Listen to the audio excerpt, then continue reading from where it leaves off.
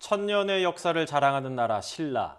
신라는 황금의 나라라는 별명이 붙을 정도로 금을 활용한 각종 세공, 도금 기술이 뛰어난 나라였는데요. 그동안 베일에 쌓여있던 신라 도금 기법이 최근 국내 연구진에 의해 재현됐습니다. 네, 이 도금 기법의 핵심은 바로 매실산이었다고 하는데요. 보다 자세한 설명을 위해서 국립중앙과학관 전시관 운영팀 윤용현 팀장 연결해 보겠습니다. 안녕하십니까? 예, 안녕하세요. 네, 팀장이 이번에 밝혀내신 이 신라의 전통 도금 기술 어떤 건지 궁금한데요. 소개 부탁드리겠습니다. 고대 금 도금 기술인 금 아말감 기법을 되살려낸 것입니다. 네. 오늘날에는 금 도금을 이렇게 하려면 바탕 소지인 금속을 부식시키기 위해서 화학 물질인 질산, 염산 등의 물질을 갖다 사용하고 있어요.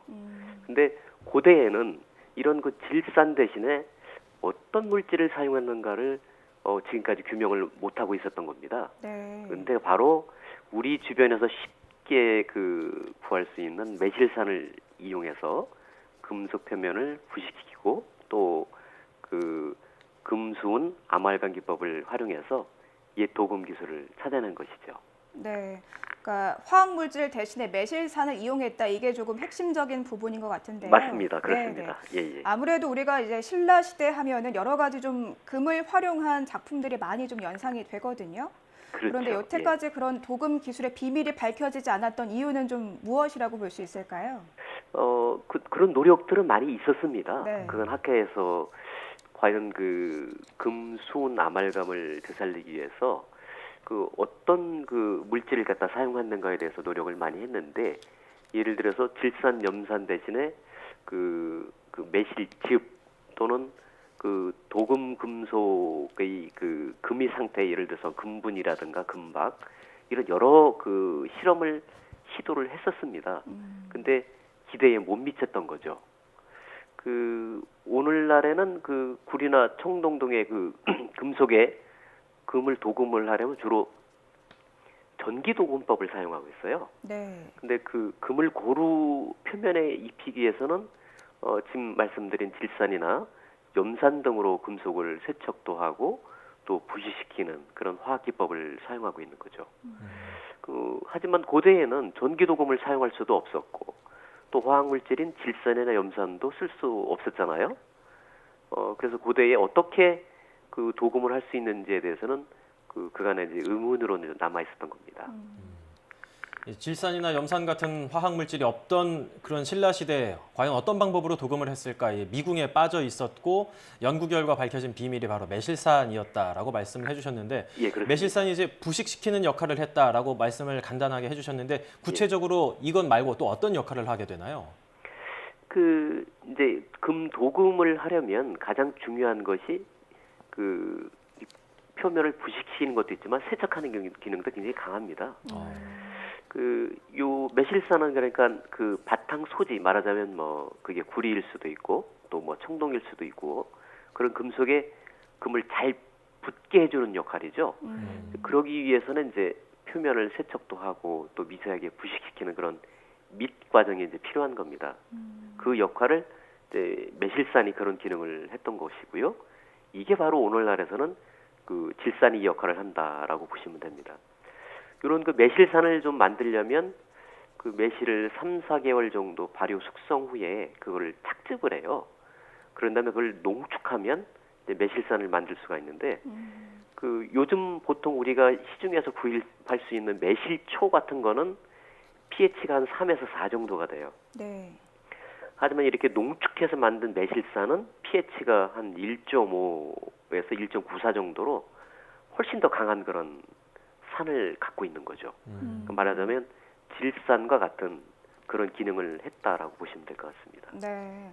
이렇게 좀 설명을 듣다 보니까 우리 선조들의 지혜에 다시 한번 좀 감탄을 하게 되는데요. 그렇다면 구체적으로 좀 어떤 과정을 통해서 이 매실산이 도금 기법의 중요한 비법이었다, 이런 사실을 밝혀내게 되신 건가요?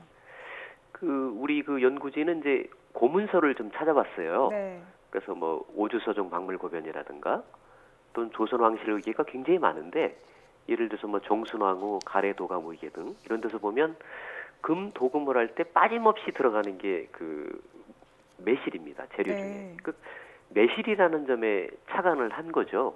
근데 이제 모두에 말씀드린 것처럼 그 선행연구에서는 매실즙으로 했는데 실패를 했습니다. 근데 산도가 굉장히 맞지 않았던 거죠. 좀 더 강한 산성이 좀 필요했었었는데, 그래서 이제 우리 연구진이 바로 그 pH가 훨씬 더 강한 산을 갖고 있는 매실산을 이제 적용을 하게 됐고, 그래서 이제 성공을 하게 됐던 겁니다. 네.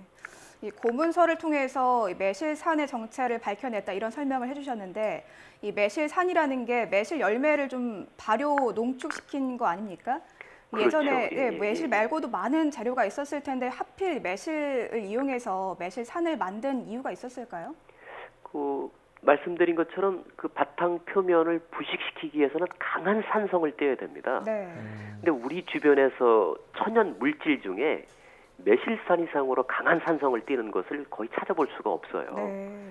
뭐 이런 그 산성을 갖다 띠는 것들 중에는 뭐 오미자도 있고 뭐 있지만 이런 건 그냥 세척하는 기능이지 부식시킬 수 있을 정도의 그런 강한 산을 갖지를 못합니다.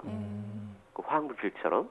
그래서 이제 그 이 매실산이 그 중요했던 거고, 고대부터 조선 시대 이르기까지 그 재료 중에 그 매실이라는 존재가 금도금에 있어서는 아마 필수적으로 사용이 됐던 것으로 이렇게 생각이 됩니다.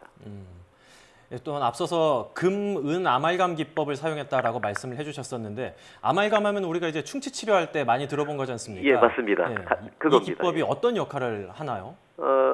예를 들어서 그 이제 수은에 금을 합금하면 그게 이제 그 금 아말감이 되는 거고요.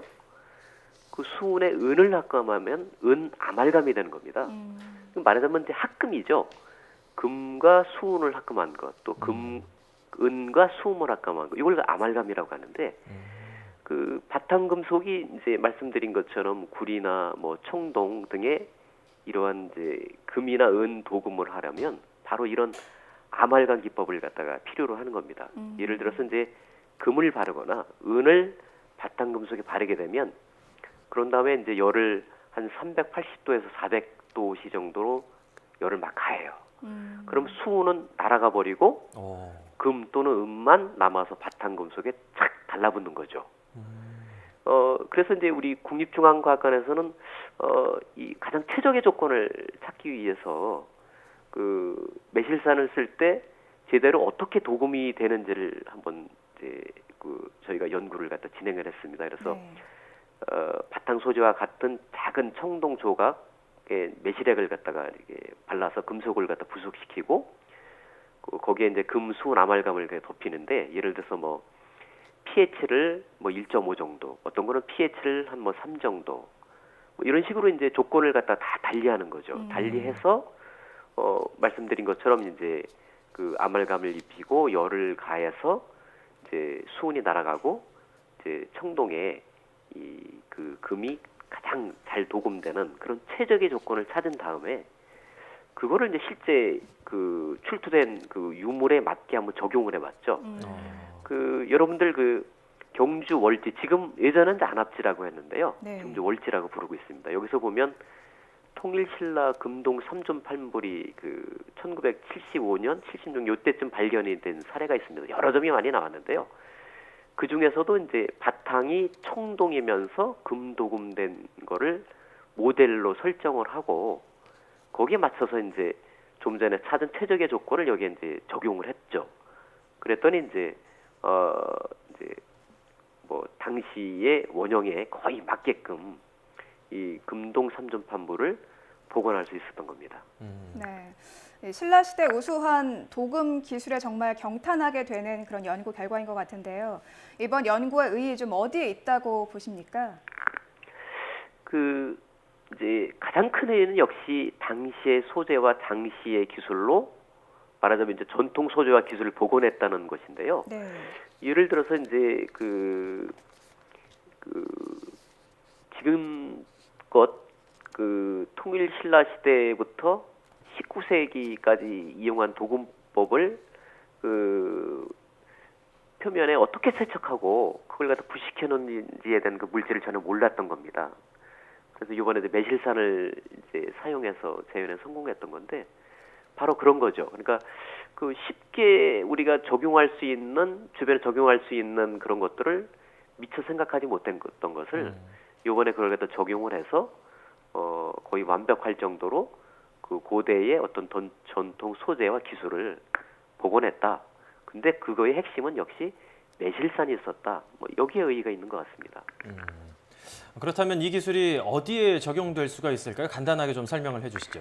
그 삼국시대 한 3, 4세기부터 조선시대에 이르기까지 뭐 향로, 불상 뭐 이런 데 보면 금도금이 되어 있는데 이게 출토된 것이 수천 점이 됩니다. 근데 오랜 세월이 지나면 금도금이 이렇게 떨어져 가지고 원래 그 바탕인 이제 뭐 불이나 청동만이 드러나게 되는데 이런 거를 갖다 이제 다시 정확하게 복원하기 위해서는 그 요번에 이제 찾은 그 매실산을 적용한 그런 금 아말감 기법을 그 사용해야 되는 것이고 그렇게 되면 훨씬 더 원형에 맞는 그런 복원을 할 수 있다. 이렇게 말씀드릴 수 있을 것 같습니다. 네.